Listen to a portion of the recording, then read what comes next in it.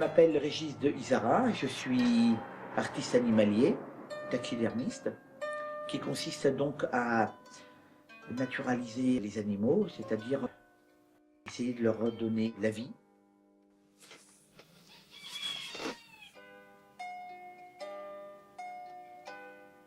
Officiellement, je suis taxidermiste depuis une trentaine d'années, sinon je fais ça depuis l'âge de tout petit. Hein. J'ai des photos de moi quand j'avais 10-11 ans où je commençais déjà à travailler quelques animaux. Je le considère un peu comme un artiste peintre qui retransmet sa personnalité dans la peinture. Et bien moi je retransmets ma personnalité dans le travail que je fais.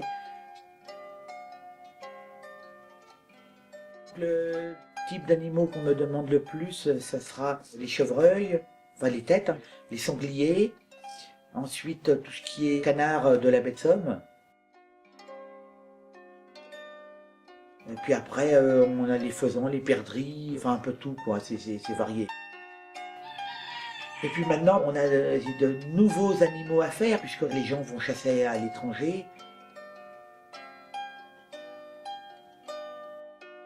Et il faut savoir que vous avez des animaux qui sont chassables, mais pas commercialisables. Hein, tels que par exemple certains canards, où on a le chasseur a le droit de m'apporter l'animal à naturaliser, mais j'ai pas le droit de le vendre, puisque la commercialisation est interdite. Mais la prestation est autorisée. Il faut donc dépouiller l'animal, nettoyer la peau, la tanner, et puis ensuite refaire un mannequin d'après nature, d'après les dimensions exactes du corps de l'animal.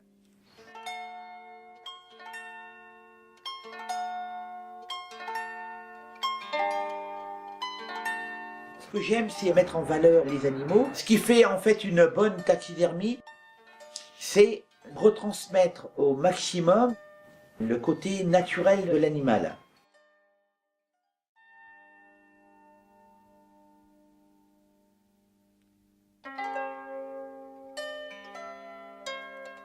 Chaque animal se travaille différemment, parce que chaque animal est différent.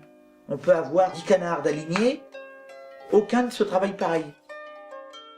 Aussi bien pour les chevreuils, les sangliers, ils ont tous une morphologie différente et ne sont pas standards. Le mannequin doit être la morphologie exacte de l'animal qu'on travaille.